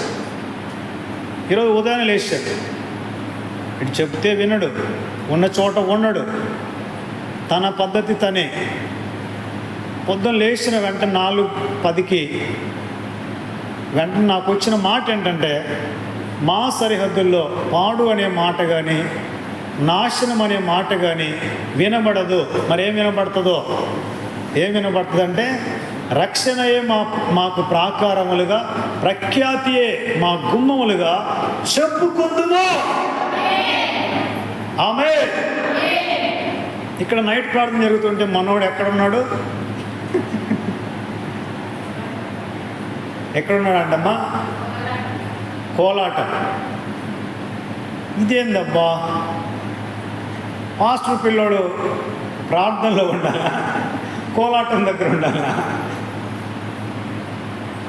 వాడే అంటుంటాడు, డిఫరెన్స్లే అంటాడు. దేవుని స్తోత్రం. హల్లెలూయా. ఏందమ్మా మరి ఇంకా ప్రభుతో ఉండకపోతే, భయభక్తులు లేకపోతే అసలు వాడు చేసినట్టుగా మా 4 తరాలు వంశం, మా అబ్బ నుండి, మా నాన్న నుండి, మా నెక్స్ట్ 4వ తరం ఎవరే కానీ అట్లా చేసిన వాళ్ళు లేదు. మా ఇంట వంట లేదు. వాడు చేసే ప్రవర్తన, ఆ కట్టింగ్ కానీ, ఆ టోపను కానీ, వాడి వ్యవహారం కానీ అసలు మా ఇంట వంట లేదు. అసలు యేసు ప్రభు నెమ్మది అనేది ఒక్కసారి నన్ను ఒక్క నిమిషం విడిచిపోయిందంటే నా జీవితం అతలాకుతలం అయిపోతుంది. నాకు నరకం అంటే ఏంటి కనపడుతుంది ప్రియమైన సహోదరులారా. కానీ వాట్ ఈస్ దిస్? ఈ మనిషి ఎలాగా ఇంత నెమ్మదిగా ఉన్నాడు? ఏమా ధైర్యం? How dare? ఏమా ధైర్యం? ఏమంటమా ధైర్యం? యేసుతో కూడా ఉండినవారు యెహోవా యందు భయభక్తులు కలిగి ఉండుట బహు ధైర్యమును పుట్టించును. ప్రేమలో భయం ఉండదు. Where is perfect love there is no fear. ఎక్కడ పరిపూర్ణమైన ప్రేమ ఉంటుందో అక్కడ భయం ఉండదు. సమస్యలు ఉండబోని కాదు, బాధలు ఉండబోని కాదు, శోధనలు ఉండబోని కాదు, బాధ్యతలు లేవని కాదు, అన్నీ ఉంటాయి. కానీ ఆ మనిషి ఒంటరిగా లేడు, అనాథ కాడు.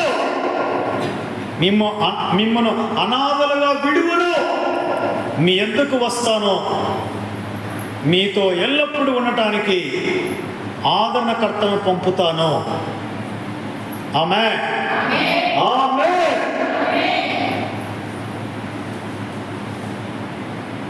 ప్రియమైన సహోదరులారా, జనాలకి ఆశ్చర్యం. విశ్వాసి జీవితం అలాగే ఉంటుంది. విశ్వాసి జీవితం అలాగే ఉంటుంది. What is this? ఇదేమి నాకు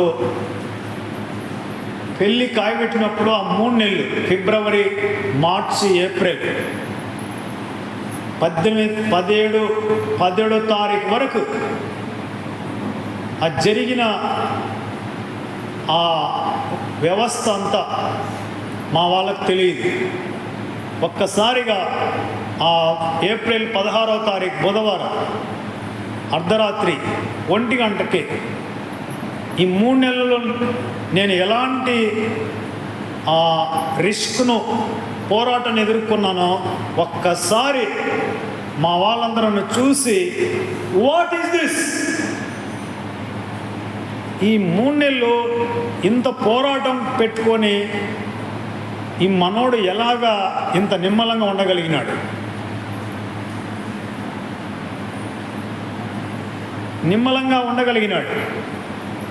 ఆ రోజు కూడా ఆ 1 గంటప్పుడు ఆ పంచాయతీ అయిపోగానే నేను ప్రశాంతంగా వెళ్ళి మా అక్క వాళ్ళ ఇంటి మీద నిద్రపోయాను. మా వాళ్ళు అనుకున్నారంట ఎక్కడ పోయినాడో ఏమో అని వాళ్ళు ఎతుకుతున్నారంట. లైట్ వేసుకొని చూస్తే నేను శుభ్రంగా సాప్ వేసుకొని మా అక్కోళ్ళ ఇంటి మీద పైన మిద్దె మీద నిద్రపోతున్నాను. మా వదిన ఒక ఆమె అంటుంది, అసలు ఏందో మరి ఆ నిమ్మలం ఏందో మాకే ఆశ్చర్యం అనిపించిందంట. ఆశ్చర్యకరునితో ఉంటే మన జీవితాలు ప్రజలకి ఎలా ఉంటాయమ్మా? ఆశ్చర్యకరంగానే ఉంటాయి. చప్పట్లు కొట్టండి. Praise the lord. హల్లెలూయా. ఇదేందబ్బా అర్థం కాలేదంటే, మా బంధువులైన ఒక అతను అసలు ఏందో వాడికున్న ధైర్యం ఏందో మరి ఏందో, ఎవరితో మాట్లాడు, ఎవరితో పట్టించుకోడు, అసలు మా అవసరం వాడికి లేదో, మేము వాడి ముందర పనికిరామో, మేము దేనికి పనికిరాము, ఏందో అసలు వాడి ధైర్యం మాకు అర్థం కాలేదంటే. ఏమంటమ్మా ఆ ధైర్యం? నిద్రపోయే వాళ్ళు చెప్పండి. అందరూ మేలుకొని ఉండారమ్మా. తూగేవాళ్ళు హల్లెలూయా. భయభక్తులు అంటే ఏమనుకున్నారు?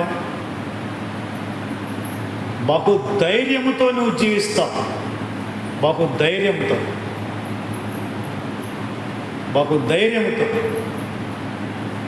యేసు ప్రభుతో ఉంటే నీకు ధైర్యం వస్తుంది. బలహీనులు బలాఢ్యులైతారు, బలవంతులైతారు. శక్తిహీనులు దావీదు వంటి వారైతారు. అందరూ భయపడినారు కానీ 40 రోజులు 17 ఏళ్ల దావీదు బాలుడు భయపడ్డాడమ్మా? ఫిలిస్తీని డంబాలకి భయపడ్డా? ఎవర్రా వాడు? జీవము గల దేవుని సైన్యములను తిరస్కరించడానికి సున్నతి లేని ఫిలిస్తీయుడు ఎంతటి వాడు? ఈరోజు వాని తల నరుకుతా.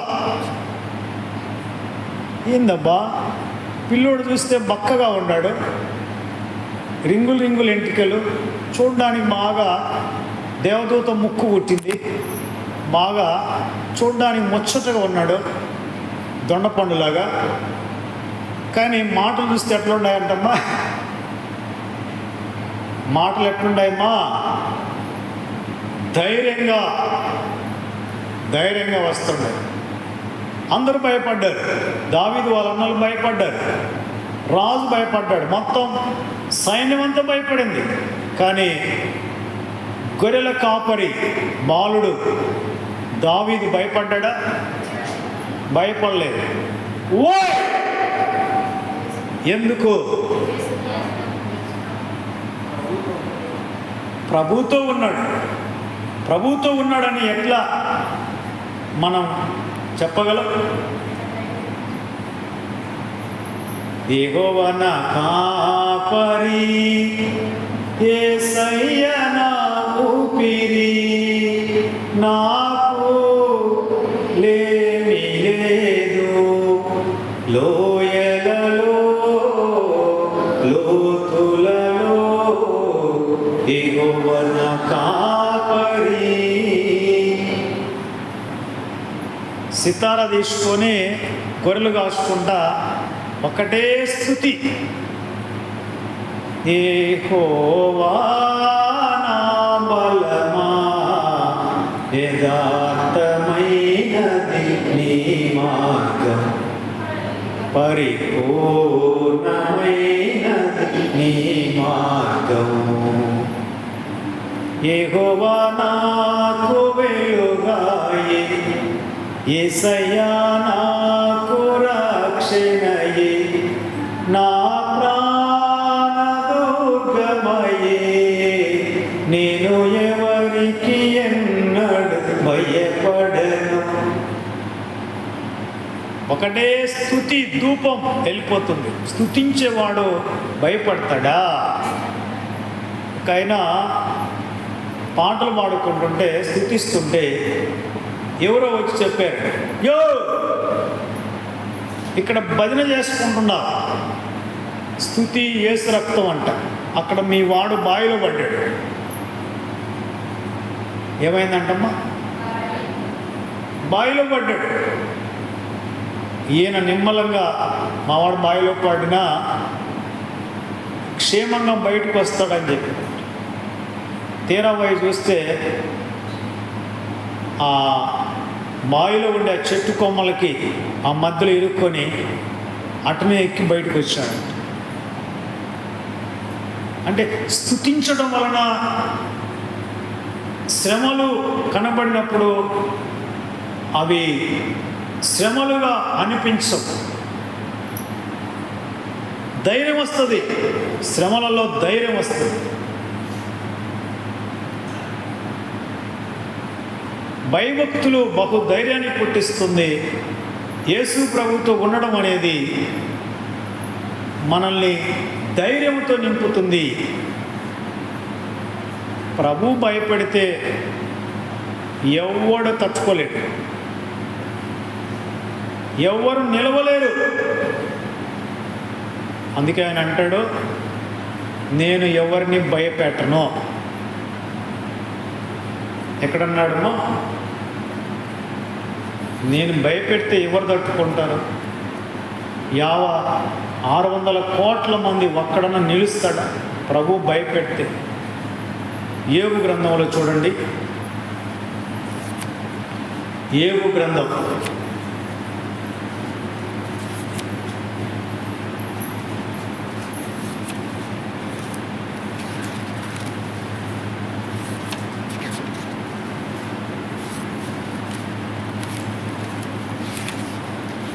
యోబు గ్రంథం 33వ అధ్యాయము 7వ వాక్యం. నా వలని భయము నిన్ను బెదిరించదు, నా చెయ్యి నీ మీద బరువుగా ఉండదు. ప్రభు ఎవరినైనా భయపెడతాడంటనమ్మా? బెదిరిస్తాడా? బెదిరించేది ఎవరు? భయపెట్టేది ఎవరు?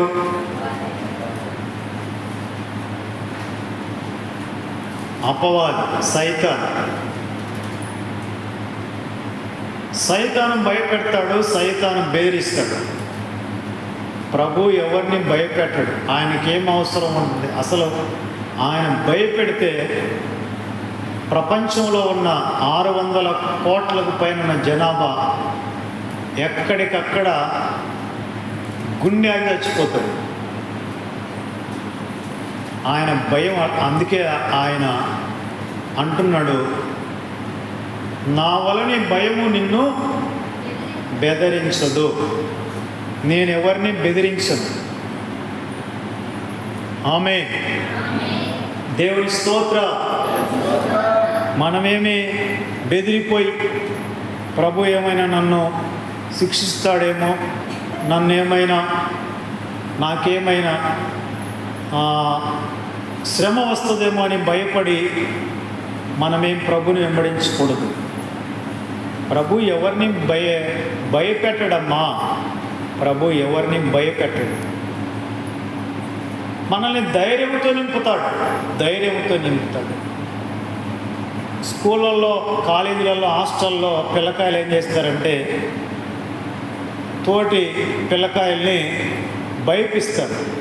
భయపెడతారు. రగ్గు కప్పుకొని, నల్ల రగ్గు కప్పుకొని భయపెడతారు. మెతక పిల్లలు భయపడిపోయి తెల్లవారులు నిద్రపోకుండా ఇబ్బంది పడతారు. కానీ ప్రభు ఎవరిని భయపెట్టడు. తల్లిదండ్రులు ఎవరినైనా వాళ్ళ పిల్లల్ని నిద్రపోతుంటే కోతి మాస్క్ వేసుకొని అంటారు. అంటారమ్మా.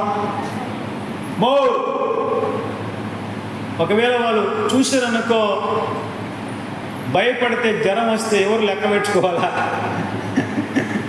తల్లిదండ్రులే కదా. అసలు తల్లిదండ్రులు ఎవరినైనా వాళ్ళ పిల్లల్ని భయపెడతారమ్మా. ఇంకా భయపెట్టే వాళ్ళని అరుస్తారు. నీకు బుద్ధి లేదే, కొంచెం పోతలు ఎక్కడ దయ్యంలాగా తయారైనాలే, మా ఇంట్లోకి రావా, నీకు దండం వస్తుంది, మా ఇంటికి రావా, వస్తే మర్యాదగా మానంగా మట్టంగా ఉంటేరా, ఇట్లా మా పిల్లలను బెదిరిస్తే నేను ఒప్పుకోను అంటారు. మీరు అనలేదమ్మా? బెదిరి జ్వరం వస్తే ఎవరు నిద్రలో కూడా ఉలిక్కిపడి ఓ నడుస్తుంటారు పిల్లలు. ప్రియమైన సహోదరులారా, దేవుడు ఎవరిని భయపెట్టడు. మనల్ని ఆయన ధైర్యంతో నింపుతాడు. ప్రభుని నమ్ముకోనప్పుడు మా ఊర్లో ఎద్దలదిన్ని అని ఒకటి ఉంది దగ్గర. అక్కడ ఒక ఆమెను చంపినారు. ఫస్ట్ టైం మొత్తం ఊరంతా కుదేలైపోయింది. చీకటి 6 అయిందంటే, చీకటి పడిందంటే ఎవరే కానీ వీధుల్లో తిరగదు. 3 నెలలు నా ఓటు వాడికి నరకం కనపడింది. నేను అప్పుడు ప్రభుని నమ్ముకోలేదు. 3 నెలలు నిద్ర లేదు. చీకటి పడిందంటే భయం. ఆ భయం తోడుగా కొత్తగా కృష్ణపురయ్య అక్కడ మందిరం కట్టాడు, చిన్న పాకేసాడు. ఆ భయమే దయ్యమై బట్టి ఆమె రూపంలో అందరూ తట్టుకోలేకపోయి మందిరంలో పడుకున్నారు. మొత్తం ఊరందరినీ ఒక ఊపింది.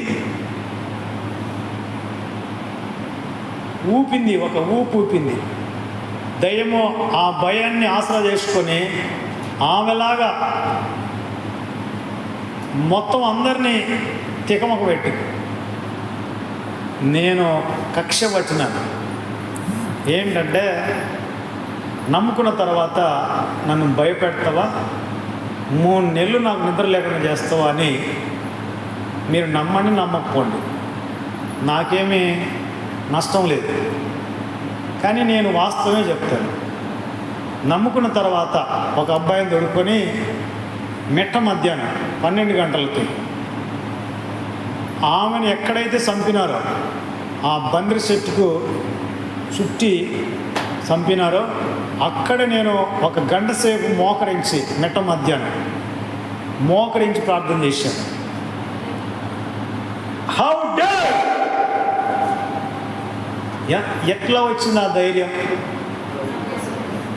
యేసుతో కూడా ఉండుట వలన నన్ను బెదిరిస్తావా, నాకు నిద్ర లేకుండా చేస్తావా అని ఆమె చంపిన చోటే మోకరించి నేను ప్రార్థన చేశాను. అది కూడా మిట్ట మధ్యాహ్నం 12 గంటల నుంచి 1 గంట వరకు.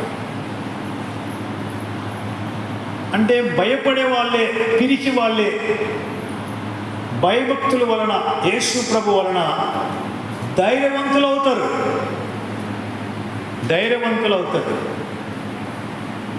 ఆమేన్. కనుక ప్రియమైన సహోదరులారా,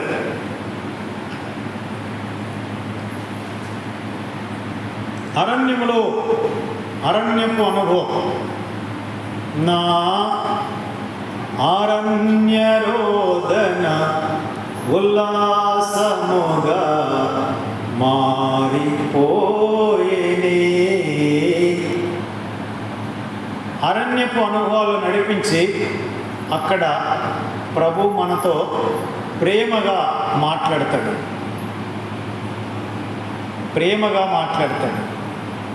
అరణ్యంలో మనుషులు ఉన్నారు. నువ్వు ఎంత కేక వేసినా నీ అపాయపు కేక ఎవరు వినడానికి దరిదాపుల్లో మనుషులు ఎవరు ఉండరు. మనం మనుషుల మధ్య ఉన్నాం, కానీ మనం ఎంత బాధపడినా అరణ్యపు రోదనలాగా ఉంటుంది. కానీ ప్రభు అంటున్నాడు, నీ అరణ్యపు అనుభవాలు నీకు ఉల్లాసముగా మారిపోతాయి. ఆమేన్. అరణ్యము ఎండిన భూమి కస్తూరి పుష్పం వలె పూస్తుంది. నీకు సహాయం చేసే వాళ్ళు ఎవరు లేక అరణ్యములో ఉన్నట్టుగా నువ్వు రోధించిన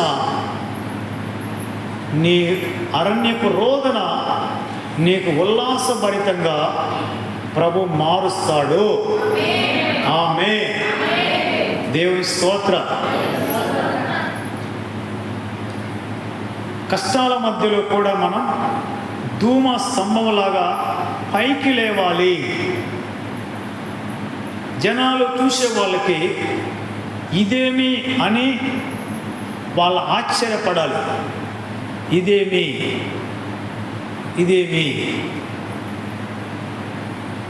ఈ మనిషికి ఇంత తెలివితేట ఎలా వచ్చినాయి? మామూలుగా అప్పుడు యేసు ప్రభు నజరేతులో ఉన్నప్పుడు ఒక సామాన్యమైన వడ్రంగి, కానీ ఆయన బోధిస్తున్నప్పుడు శాస్త్రులు, పరిసయ్యులు, ప్రధాన యాజకులు చూసి, ఏంది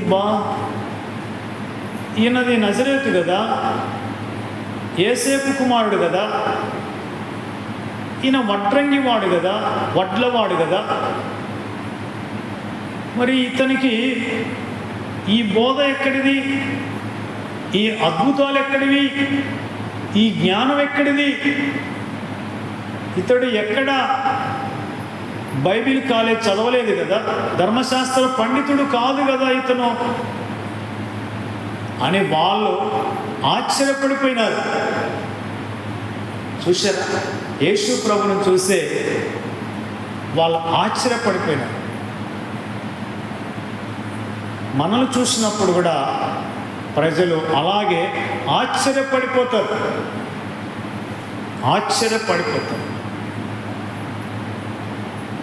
ఇది ఏమి అనాలి. ఏందబ్బా అర్థం కాలేదు.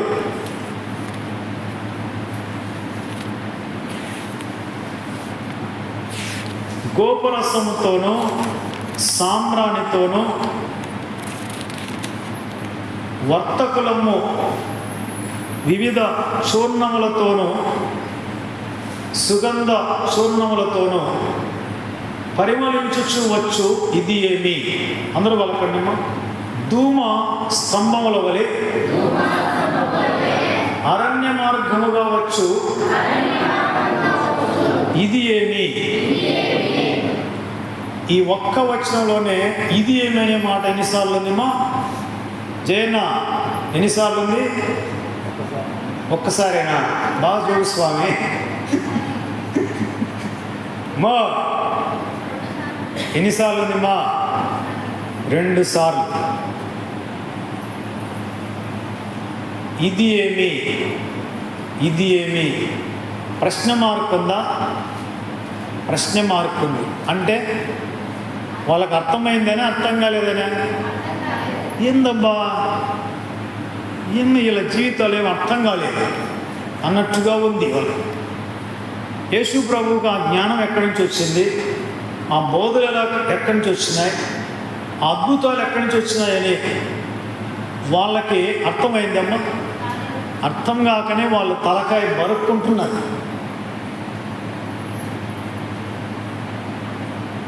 ప్రియమైన సహోదరులరా, మనకున్న తెలివితేటలు, మనకున్న నెమ్మదికరమైన జీవితాలు, కుటుంబ వాతావరణం చూసి మన చుట్టుపక్కల ఉన్న ప్రజలు అర్థము కాకుండా ఇదేందమ్మా అని అనుకోవాలి. ఏం అర్థం కాలేదే, అర్థం కాలేదే. కొంతమందిని అసలు ఈ మనిషితో ఈమె ఎట్లా కాపురం చేస్తుంది, ఈ గయ్యాలి భార్యతో ఈ మనిషి ఎట్లా కాపురం చేస్తుంది, ఎట్లా చేస్తున్నారంటమ్మా? Just because love of Jesus Christ. ఎట్లా అంటమ్మా? యేసయ్య ప్రేమ చేత ఆమె అతన్ని భరిస్తుంది. యేసయ్య ప్రేమ చేత అతను ఆమెని భరిస్తున్నాడు. హల్లెలూయా. వాళ్ళు ఎప్పుడైనా జుట్టు కొట్టుకున్నారా? ఈదికి ఎక్కినారా? వాళ్ళు ఎప్పుడైనా తిట్టుకున్న చూసినారా? సొల్ల కొట్టుకున్నది సొల్ల, తిట్టుకున్నది సొల్ల. ఏమి కూడా ఆశ్చర్యం ఒకటి కనపడుతుంది. ఏమంటే యేసయ్య ప్రేమ వాళ్ళని బలవంతం చేస్తుంది. యేసయ్య ప్రేమ. హల్లెలూయా. పెళ్ళినప్పటి నుంచి ఎవరైతే ఏ భార్యాభర్తలైతే కొనుక్కోకుండా, కొట్టుకోకుండా, తిట్టుకోకుండా ఉంటారో వాళ్ళకి నేను గొప్ప బహుమానాలు ఇవ్వాలని ఇప్పుడే నేను ఆలోచన చేస్తున్నాను. హల్లెలూయా. ఎందుకంటే నేను చిన్నప్పటి నుండి మా అమ్మ నాన్నలని దగ్గర ఉండి, వాళ్ళు చనిపోయేంత వరకు నేను వాళ్ళని దగ్గర ఉండి గమనించాను. ఏ రోజే కానీ వాళ్ళు ఒకరి మీద ఒకరు కొనుక్కోవడం కానీ, సనుక్కోవడం కానీ, అలాగే తిట్టుకోవడం కానీ, కొట్టడం కానీ మా నాన్న మా అమ్మని నేను ఎప్పుడు చూడలేదు. ప్రభు నన్ను ఎటువంటి కుటుంబంలో నన్ను పెంచినాడో మీరు అర్థం చేసుకోండి. 10 మంది ఉన్న, మేము 5 మంది అన్నలము, 2 సహోదరులు ఉన్న మా అమ్మ నాన్నలు మొత్తం 9 మంది, మా అబ్బా చేసి 11 మంది ఇంట్లో ఉన్న, అసలు ఇంట్లో ఎవరు లేరేమో అన్నట్లుగా ఉండేది. ఏ శబ్దాలు వచ్చేవి కాదు. ఈరోజు మా పిల్లకాయలు, ముఖ్యంగా సునాలు అంటే కేకలు వేస్తుంటే నేను చిన్న పిల్లోడు మాదిరి అట్లు చూస్తుంటాను. నాకు అర్థం కాదు. అంటే నేను అలాగ పెరగలేదు. మా అమ్మ నాన్నని నేను దగ్గర చూశాను. అందుకే ఒకవేళ రేపు నాకు వివాహం అయితే నేను కూడా ఇలాగా సామరస్యంగా మేము జీవించాలి. కొట్టుకోవడం కానీ, తిట్టుకోవడం కానీ, కొనుక్కోవడం కానీ, సనుక్కోవడం కానీ, పిల్లల ముందర ఒకరిని దూషించుకోవడం కానీ మాకు ఉండకూడదు. నేను అప్పుడే మా అమ్మ నాన్నను చూసి నేను నేర్చుకున్నాను. అదే పద్ధతిని కొనసాగిస్తున్నాను. అలాగే ఎవరైతే వివాహమైనప్పటి నుండి ఏ భార్యాభర్తలు తిట్టుకోలేదో, కొట్టుకోలేదో, సనుక్కోలేదో వాళ్ళకి నేను పెద్ద సన్మానం చేయాలనుకుంటున్నాను రాబోయే రోజుల్లో. ప్రైజ్ ద లార్డ్, హల్లెలూయా. అంటే నీకెట్టా తెలుస్తుంది అన్న వాళ్ళు కొట్టుకునేది, తిట్టుకునేది, కొనుక్కునేది అంటారే. కానీ వాళ్ళ పిల్లలు సాక్ష్యం చెప్తారు కదా, హల్లెలూయా. వాళ్ళ పిల్లల్ని అడిగితే చెప్తారు. ఎందుకంటే అలాంటి వాళ్ళకి మనం వాళ్ళని ఎప్పుడు ఆదర్శంగా తీసుకోవాలి. అలాంటి భార్యాభర్తలని ఆదర్శంగా సమాజంలో అలాంటి వాళ్ళు, ఊరికి ఒక 3 దంపతులు ఉన్న అలాంటి వాళ్ళు ఊరంతా ప్రశాంతంగా ఉంటుంది. ఆమేన్, ఆమేన్. అందుకే కనీసం ఇక్కడున్న వాళ్ళు ఎవరైనా, ఈ మాటలు వింటున్న వాళ్ళు ఎవరైనా ఇప్పటి నుంచి అయినా సామరస్యంగా, శాంతియుతంగా సమస్యలను పరిష్కరించుకోండి. చెలరేగద్దు, ఆవేశంగా మాట్లాడద్దు. ఏం లాభం ఉండదు, ఏం లాభం ఉండదు. ప్రియమైన సహోదరులారా,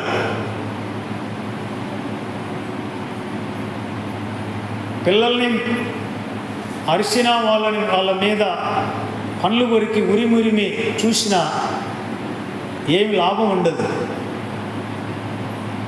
ధూపం వేయాలి. నువ్వు ఎంత తిరుగుతావో తిరుగు, నీ కథ తేలుస్తా. ఏం తేలుస్తావు? ప్రార్థనలో తేల్చుకుంటా. హల్లెలూయా. నీ బుద్ధి పుట్టినట్టు తిరుగు. నీకు విసుగు వచ్చేంత వరకు తిరుగు.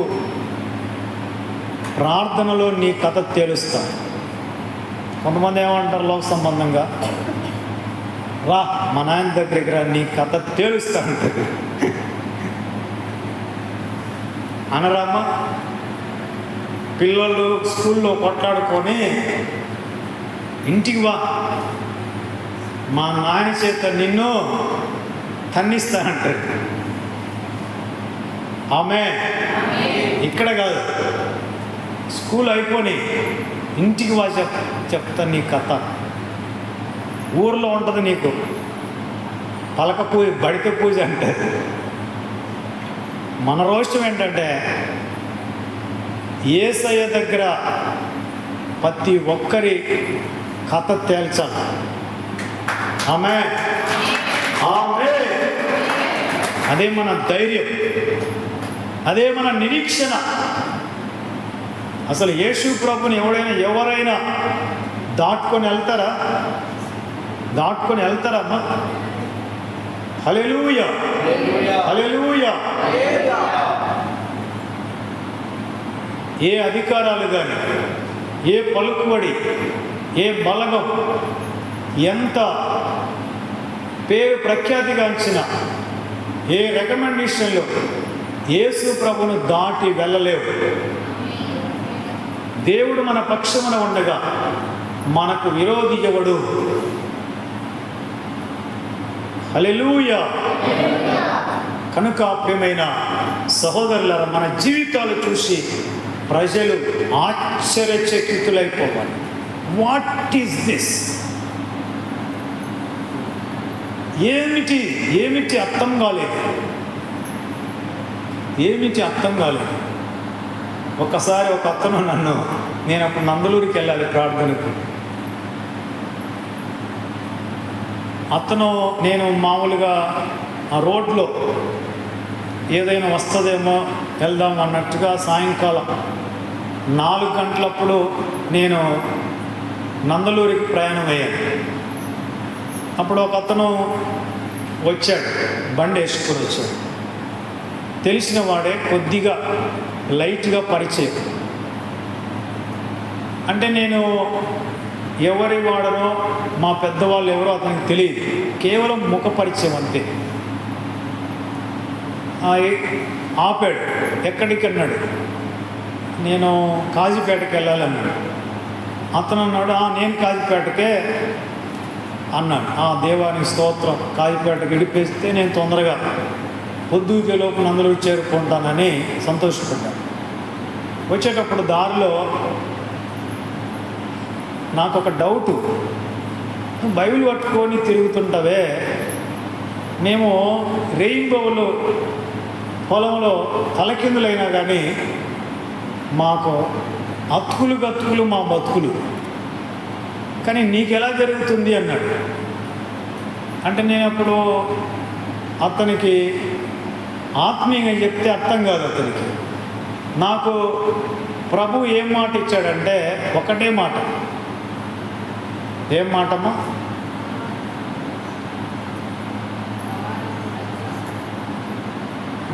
నా బ్యాక్గ్రౌండ్ నీకు తెలియదు అన్నాను. ఏమన్నాను?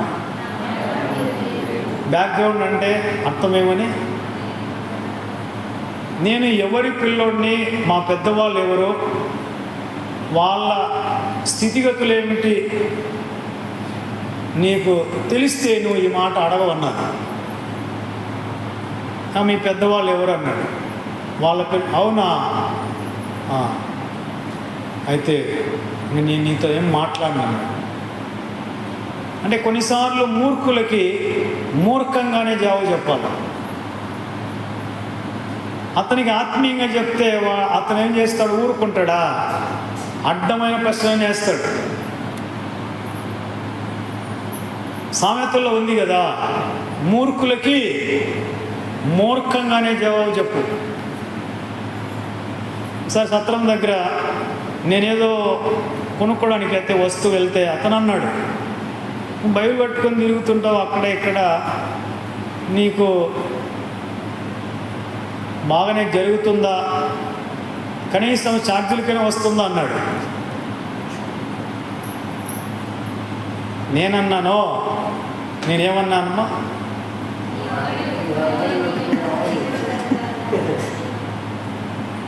బాగా గుర్తు పెట్టుకునేది. అంటే నేను అతనికి ఆత్మీయంగా చెప్తే అర్థమవుతుందమ్మా? కాదు. నువ్వు అంగడి పెట్టుకున్నావు కదా, నీకు ఖర్చులకైనా జరుగుతుందా అన్నాను. ఆ మాటకి ఆ మనిషి ఇంకా ఏం మాట్లాడలేదు. ఇంకా మాట్లాడితే ఒట్టు. అసలు నేనేమన్నా అలా చెప్పాలని నేను ముందుగా సిద్ధపడిపోయానా? ప్రభు ఏమన్నాడు? మిమ్మల్ని ఎవరైనా ప్రశ్నించినప్పుడు మీరు వాళ్ళకి ఏం జవాబు చెప్పాలో మీరేమి ముందుగా చింతపడద్దు. ఆ సమయంలో పరిశుద్ధాత్ముడు మీకు ఏ మాట ఇస్తే అది చెప్పండి, అంతే. మాట్లాడేది మీరు కాదు, పరిశుద్ధాత్ముడే. పరిశుద్ధాత్ముడు మాట్లాడితే అవతల మనిషి ఇంకా మాట్లాడేదానికి నోరు లేవదు. ఆమె ఇప్పుడు ఎప్పుడైనా ఆ అంగడత్వం నాకు ఎదురైతే తలకాయ దించుకొని పోతుంటాడు. హల్లెలూయా. అంటే మనం కొంతమందికి ఆత్మీయంగా చెప్తే వాళ్ళకి అర్థం కాదు. నీకు జీతాలు వస్తాయంటారు, కుమారులకు జీతాలు రావు, స్వాస్థ్యాలు వస్తాయంట. పని వాళ్ళకు జీతాలు, కుమారులకు జీతాలు ఇస్తారమ్మా. ఎవరన్నా కుమారులకు ఏమొస్తాయి? సుప్రియమ్మ, స్వాస్థ్యాలు, తల్లిదండ్రుల ఆస్తులు వస్తాయి. ఆమె నీకు జీతం ఎంత కావాలంటే అంత. నాకు జీతం రాదా అట్లా అన్నాం అనుకో, మరి అంటారు. అలా అనిపించుకోకుండా ఉండేదానికే నాకు జీతము ఎంత అని చెప్పను, అది ఎంతైనా వస్తుందంట. అంటే మనం మూర్ఖంగా అడిగే వాళ్ళకి మూర్ఖంగానే ఘాటుగానే జవాబు చెప్పాలి. లేకపోతే మనల్ని వాళ్ళు పిచ్చోళ్ళలాగా చూస్తారు. అప్పుడు వాళ్ళకి అనిపిస్తుంది, ఏమో అనుకున్నాం కానీ ఇతను చాలా పర్ఫెక్ట్ అంటాడు. దేవుని స్తోత్రం. హల్లెలూయా. ప్రజలు వాళ్ళకే మన జీవితాలు ఆశ్చర్యంగా కనబడాలి. ప్రభు ఈ మాటలు దీవించునుగాక. ఆమేన్. మిగతా భాగాన్ని తర్వాత నెలలో విందామమ్మా, ప్రభు చిత్తమైతే. కనుక ప్రార్థన చేయండి. మనకు తెలిసి కొంతమంది అనారోగ్యంతో ఉన్నారు. మరి సుభద్రమ్మ వాళ్ళ పిల్లవాడు, అతనికి టైఫాయిడ్, అలాగే రక్త కణాలు తగ్గినాయి. పిల్లోడి కోసం ప్రార్థన చేయండి. అలాగే ఈశ్వరమ్మ అంటే సత్రంలో ఉంది కదా ఈశ్వరమ్మ, వాళ్ళ పెద్ద పాపకి కడుపు ఫుడ్ పాయిజన్, ఆ బాధ నుండి విడుదల పొందడానికి ప్రార్థన చేయండి. అలాగే మేరెక్క వాళ్ళ పిల్లోడు అపెండిక్స్ ఆపరేషన్ చేసుకొని ఉన్నాడు కదా, అతను త్వరగా కోలుకొని మానవమట్టంగా జీవించాలని ప్రార్థన చేద్దాం. అలాగే దైవజనులు ప్రెడిఫాల్ అన్న యాక్సిడెంటల్గా మరి హాస్పిటల్లో ఉన్నాడు కదా, ఆయనకు కాలు విషయంలో కుదురుబాటు ఆరోగ్యం రావాలని, తిరిగి అద్భుతంగా సేవ చేయాలని ప్రార్థన చేద్దాం. ఇంకా ఎవరైనా తెలిసిన వాళ్ళు అనారోగ్యంగా ఉంటే ప్రార్థన చేయండి.